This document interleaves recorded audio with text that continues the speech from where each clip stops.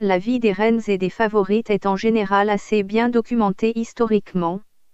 Certaines sont célèbres ou réputées pour ceci ou cela. Une des plus légendaires favorites royales reste Diane de Poitiers, 1499 à 1566.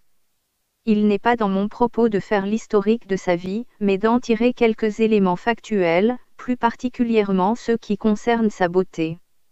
À l'âge de 15 ans, elle se marie avec Louis de Brézé, un mari qui a déjà passé la cinquantaine, un mariage qui dura quand même 16 ans jusqu'à son décès en 1531.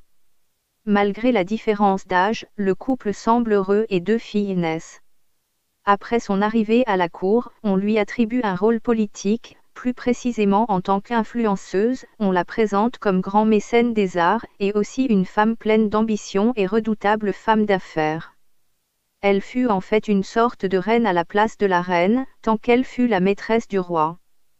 Pas mal de choses à son sujet sont toujours en discussion, les historiens ne sont pas toujours d'accord sur les faits qui l'entourent.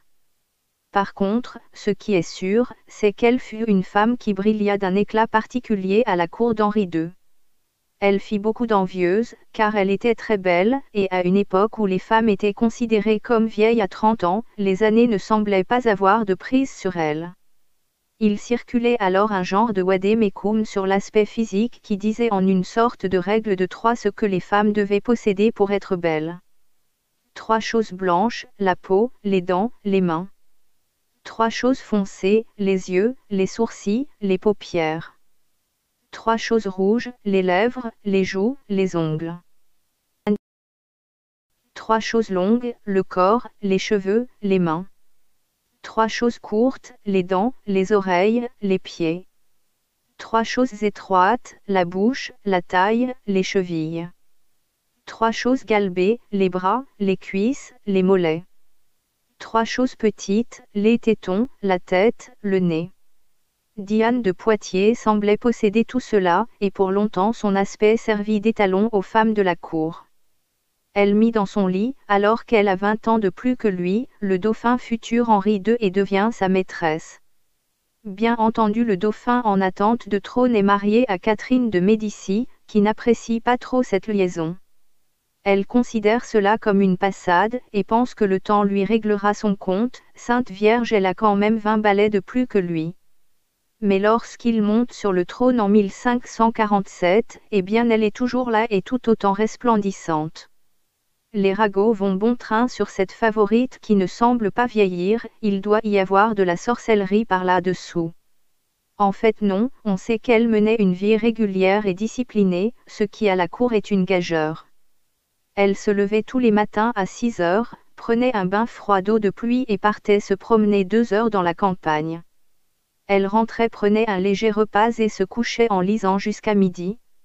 Elle ne se maquillait jamais ni nuaissait de fard, de poudre, de pommade. Sa beauté naturelle lui suffisait. Un des seuls artifices qu'elle s'autorisait, dont on a récemment découvert la probabilité, c'est qu'elle ingurgitait des potions à base d'or dilué. La pratique n'était pas si rare que cela à la Renaissance, encore fallait-il en avoir les moyens. Malgré tout, c'est un poison pour le corps qui tue lentement, mais dans son cas probablement pas si vite que cela.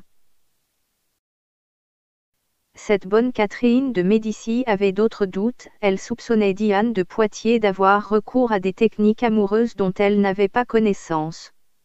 Et c'est là que nous tombons dans une de ces succulentes anecdotes qui parsèment l'histoire de France et qui font partie de ces légendes.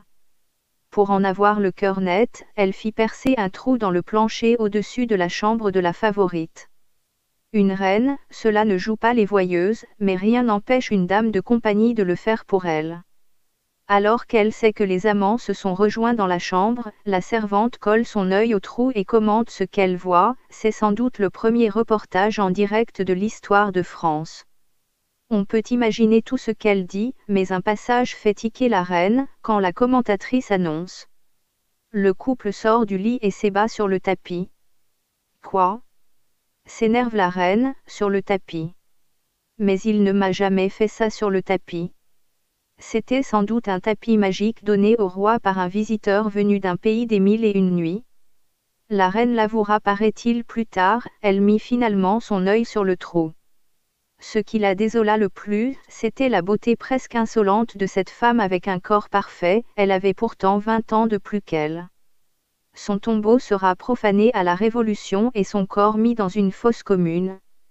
Selon des témoignages d'époque, son corps était encore dans un état de conservation exceptionnel, plus de 200 ans après son décès. En 2010, ces restes retrouvés grâce à des analyses d'ADN sont exhumés et remis dans le caveau d'origine au château d'Annay. Une grande partie de la noblesse régnante actuelle d'Europe sont des descendants de Diane de Poitiers à des degrés divers.